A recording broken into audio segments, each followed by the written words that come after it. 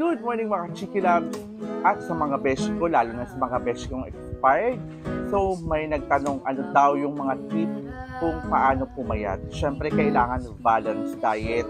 Kung may time ka para mag-exercise, ako talaga guys, to be honest, minsan na lang ako nakakapag-exercise. And then, kailangan kahit paano may dalawang egg ka. Ayan, boiled siya.